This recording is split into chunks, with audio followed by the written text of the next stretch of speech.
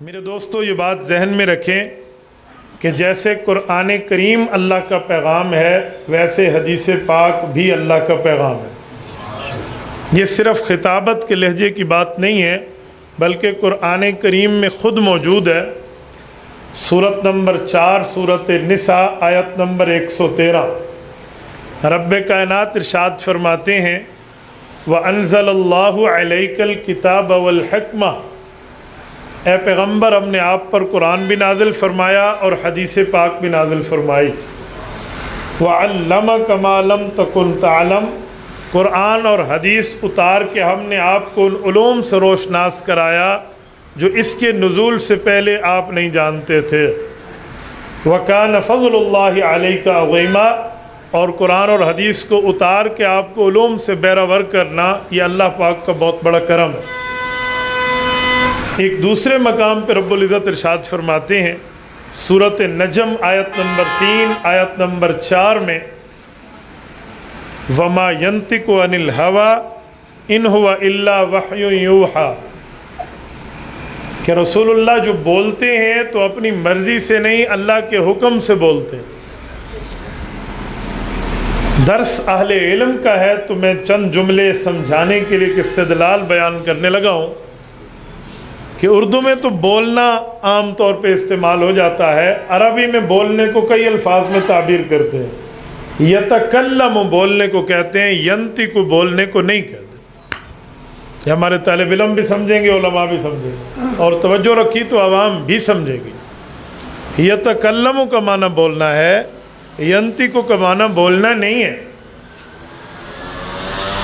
ایک کلام ہے، ایک نطق ہے۔ نطق اور کلام میں بڑا فرق ہے۔ کلام کا معنی ہوتا ہے گفتگو کرنا، لیکن نطق صرف اس جملے کو نہیں کہتے جس کا مطلب سمجھ آئے۔ نطق تو بعض اوقات پرندوں کی زبان کو بھی قرآن نے ذکر کیا ہے، علمنا منطق الطیر، تو ان کو بھی رب نے منطق کہی ہے ان کی۔ عام طور پہ منطق کا اطلاق عوامی طور پہ کیا ہی اس زبان پہ جاتا ہے جو سمجھنا ہے، کہتے ہیں اس میں کون سی منطق ہے۔ تو نطق اس بولی کو کہتے ہیں جس کا مطلب واضح نہ ہو، اور کلام اسے کہتے ہیں جس کا مطلب واضح ہو۔ تو اللہ رب العزت جب یوں فرمانا چاہ رہے ہیں کہ پیغمبر اللہ کے حکم سے بولتا ہے تو وَمَا يَتَكَلَّمُ عَنِ الْهَوَىٰ إِنْ هُوَ إِلَّا وَحْيٌ يُوحَىٰ، آیت تو یوں بننی چاہیے تھی لیکن اللہ نے تعبیر یوں نہیں فرمائی، فرمایا وَمَا يَنْطِقُ عَنِ الْهَوَىٰ۔